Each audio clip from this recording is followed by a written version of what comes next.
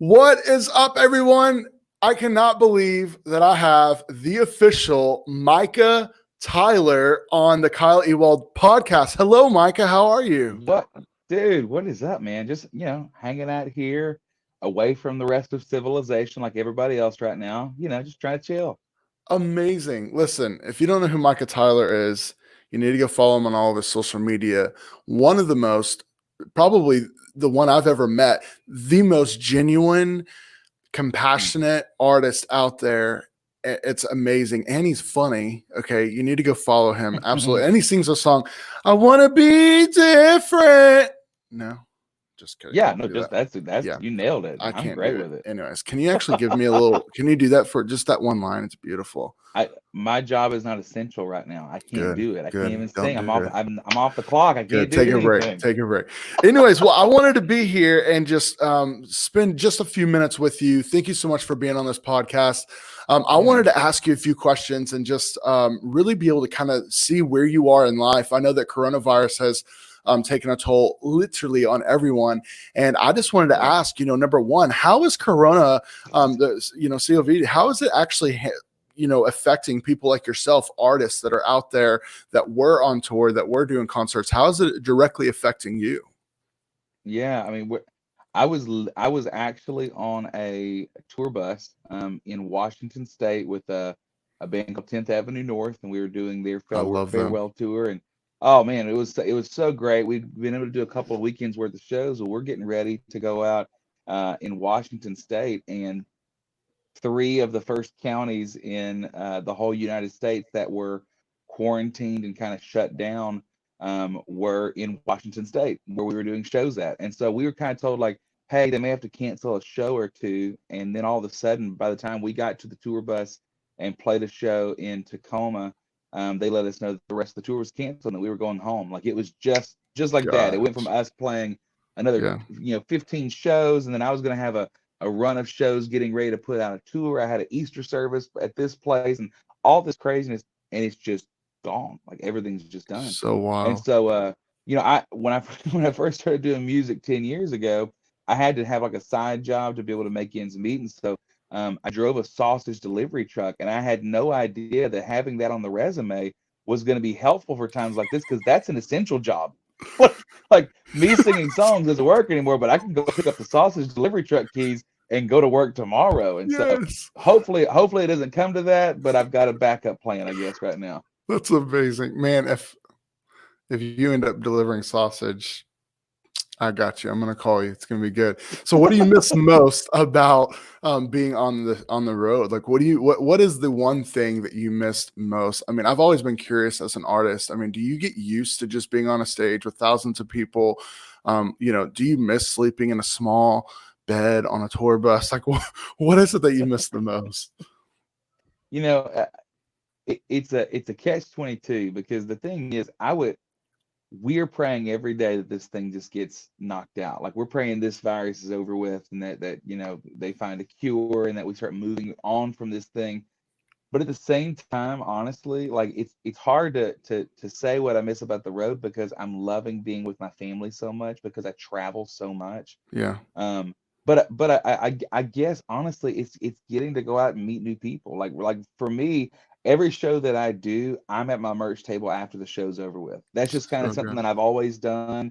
And it's because, man, it's not a show unless people show up. And so if they're there, if they're taking their time to come out and do that, why would I not take an hour of my time when I walk Right. off a stage to go back there and get a chance to go and say hey and tell them thank you for coming. I miss the camaraderie of what I do for a living, especially living in Buna, Texas. I don't live in Nashville, and so I'm kind of you know, uh, a unicorn out here right now, as far as, like, Yeah. nobody really understands what I do and how it works and all that kind of stuff. And so, Right. being on a tour bus with 11 other people who understand the loneliness and understand Yeah.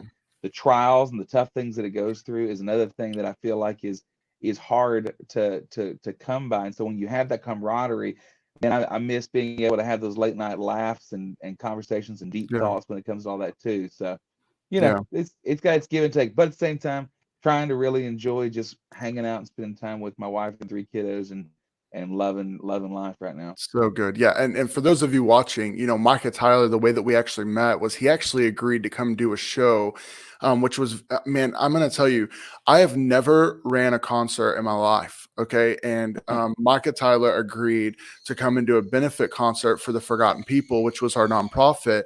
And literally he came, and that's the one thing that I was just so, and I've heard about you before you actually came to our concert. A lot of people that I knew were like, this guy's genuine, this guy's real. And you came, and I'm going to tell you, that's the one thing that I noticed that was incredible was you did not hide from people. You did not, you weren't afraid of that. You just got in there. You said hello. You shook hands. You were there with the people, and that was just incredible. I want to know one of the most. This is a random question, but one of the most embarrassing moments that you've ever experienced doing what you do. I want to know this. Oh, okay. So, so a couple of years ago, I was nominated for a few Dove Awards, and one of them was Song of the Year, which is a big deal. Yeah, Is my song different? And so I was super honored by that. And so we were getting ready. The award show was coming up. I knew I wasn't going to win, but literally, then just reading my name and having the song title yeah, alongside of 8 other artists, it's just a really special thing. And so like my parents, like they came, my wife and kids, we all like bought new clothes, like everything's all dolled up and stuff. We go to Nashville, and so it's like the Clampets are coming to town. We show yeah, up and we get there, and so the show's about to start, and we're all kind of finding our seats. Well, if you're nominated, you kind of sit like near the front and stuff. So my yeah, parents are kind of sitting up here a little bit, and my wife and I are going down.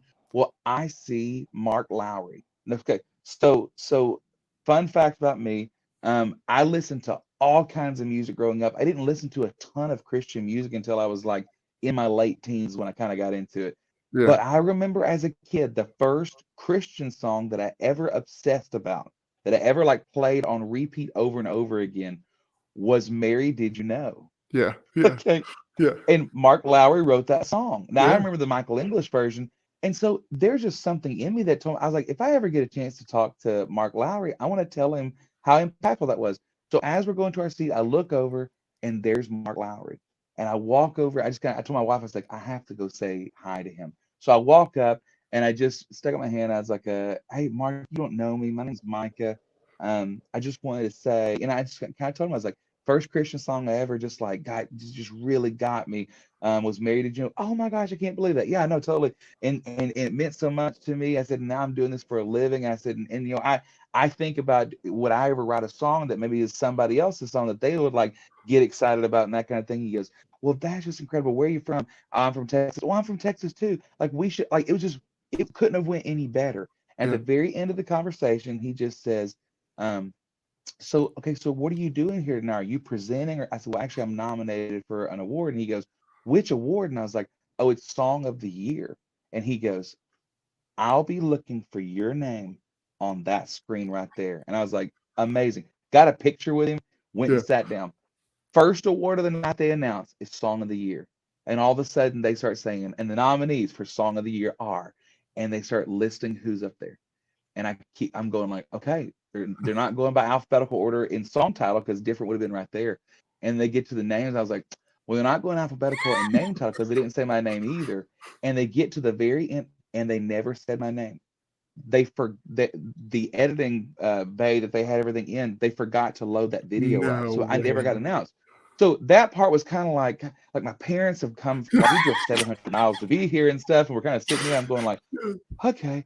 So like then my buddies Big Daddy Weaver up there and they're performing, and so I'm like, okay, just shake that off. It's no big deal. So I'm standing there and we're watching, and all of a sudden it hit me, and I turned to my wife. I said, Mark Lowry thinks I'm crazy. You just made it all up. He, like I'm just this rando that walks up, they're Yes. like, "Hello, Mark Lowry, I'm nominated for all this awards," and then like it doesn't happen. So I'm like wondering, like, do I need to go find him and explain to him, like, pull up the ballot on the website, or like I didn't know what to do. So that was one of those situations That's where I wish amazing. sometimes meeting your heroes goes really Yeah, well. It just comes back to bite you later, and so that was one of that's those so good. funny, embarrassing things But that now he hopefully knows one who day. you are. Now he Well, knows who you are.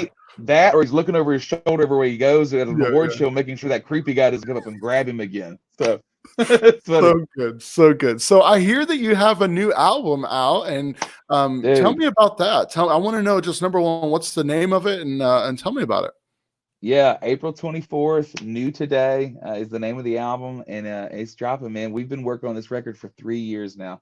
Wow. Um, it it's one of those situations to where like we could have pushed out something really quickly, a Right. year and a half, 2 years, and try to be opportunistic. But man, my record label has been so incredible about just believing in the process and me just telling them like I got two rules for this record. Number one, I want everything to be lining up with scripture. I want to make sure that Yeah. everything that we do is completely backed by God's word, by the Yeah. gospel.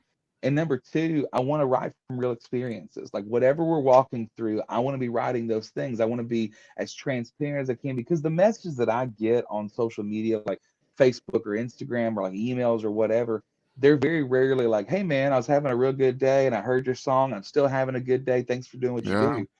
The messages that I get are, man, I'm having a hard time. And Yeah. your song found me right at this time, and it's really encouraging me. And so I said, God, if you'll allow me, I want to write songs of joy, but if you want me to walk through songs of sorrow, I'll do that as well. And so the last 3 years for our life, man, has been nuts because in 2017, we live here in Southeast Texas. Hurricane Harvey put 50 inches of rain on my house in just a few Mhm. days. And we ended up having to tear out the walls and the floors in 4 rooms and have those replaced. But the biggest thing for us was not the hurricane. A couple of weeks after that storm came, my younger brother Daniel was diagnosed with stage 4 colon cancer.